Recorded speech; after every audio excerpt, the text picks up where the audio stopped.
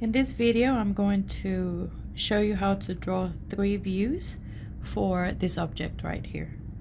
So I look at the object and I see that I have no clue what it is. If I knew what it was, of course, that would be the name of the drawing itself.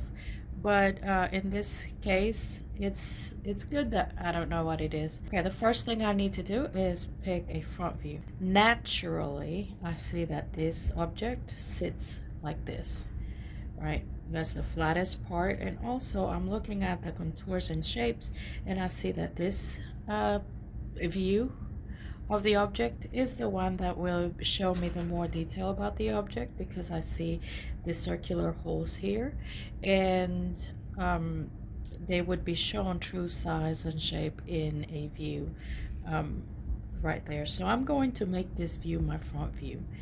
So I'm going to start by drawing this. I will choose just a regular center point. So I'm going to look at this, see where that is, and kind of just to get an idea about sizes here.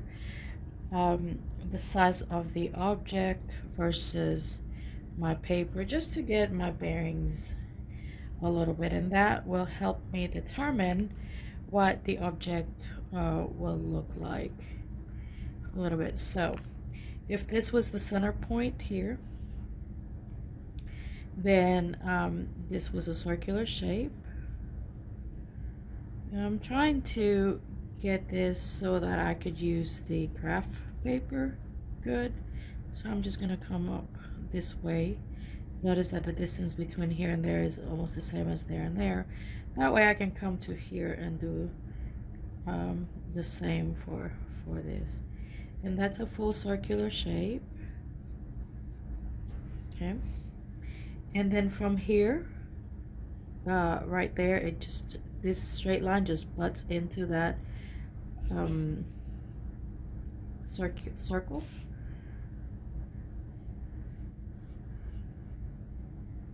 Okay, and that would look like that. And then notice that this line right here goes all the way down, so I draw all that all the way down. Okay, the distance from here to there, and this is just a sketch, so I'm just kind of guesstimating what those distances are. So I'm just going to put it here and there. And this edge right here, I need to draw it over here as well. So I'm going to say that edge is right here. Like I said, I'm drawing everything proportionally. If I had units to count, then I would definitely be using the units. And then my circular holes, I think what I'm going to do is just place this over here and just give me an idea for location for those. So that's more or less where those holes will be. Okay. Now I have the inner hole here, like that, and so I'm just going to come and create that. And then these little areas here and here, those here and here. Okay, that almost completes my front view, except that I have these inclined surfaces here and there. So there's a line here. It's kind of hard to see it there because of the color, but there should be a separation edge plane from that plane. Okay, so I need to have those lines here, and even though this is inclined, I don't see that angle. You see that if you see straight, these look straight, even though this is angled, you don't see that angle in the front view. You will see that in the top view, okay, but not in this view. So that would complete that view here. I'm going to go ahead and darken it. I'm just using my marker here and go ahead and darken my lines.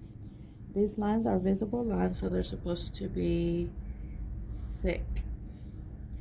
And I'm just going to use my marker for them. Okay, I'm going to make center marks for here. Every time I have a circular shape or a semicircular shape or an arc, I have to have center lines. But notice that this object is symmetrical too. So I'm going to carry my center line all the way across.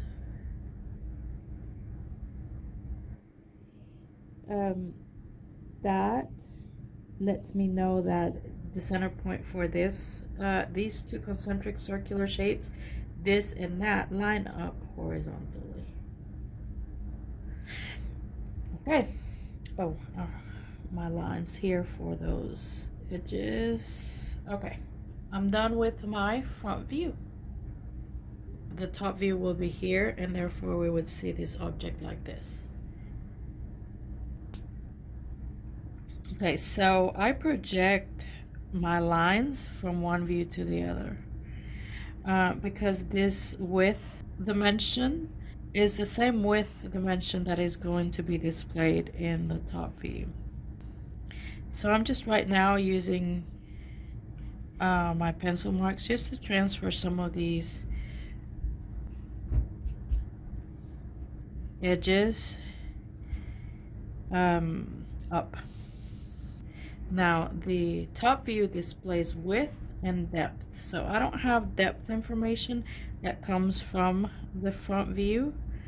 This circle is kind of like in the middle of this, but I can go ahead and go to the object just to see. But you notice how I am transferring all of this information from one view to the other. Now the placement of this is not anything that I need to be concerned about. If I had to put dimensions, I would have to make room for those dimensions. So let's say I just want to put it like right there. So I'm just going to establish a line, and this is a straight line in the back, because as you can see, that's a straight line. It doesn't matter whether this is cylindrical, because once you see it like this, you only see it as a line. Okay, so I just established that edge here, and I'm just going to use my object just to kind of give me some proportionality here as to size.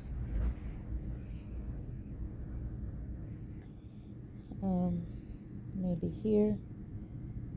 here for that, and here for the big one. Okay, that's all I need. So notice this length right here, that is the distance from here all the way to this point. So I'm just going to draw that as a rectangle without this corner. So here is where that line is. So I'm just going to draw a line, and then from this point, because this is where it stops, I'm going to project that up and then bring this out here and there. Oh, in here I have to stop it right there because of that angle. And as you can see there, that angle is right here, so I'm just going to place that right angle there. And like I said, I'm not looking at scale, just making it proportional, just because I don't have dimensions. Now I could bring a ruler out and do it like that, but for purposes of this class and to save time, I'm not doing that. Okay, the next one is the actual cylindrical shape. So the cylinder starts right here, so it starts here, and it's a little shallow from this line, so that I think is appropriate just to stop it there. Okay, the end of that circular shape is right here, so see how I have to match it with the previous one. And this might be a little bigger than the original. Maybe I should take off a little bit just to make it a little more proportional here.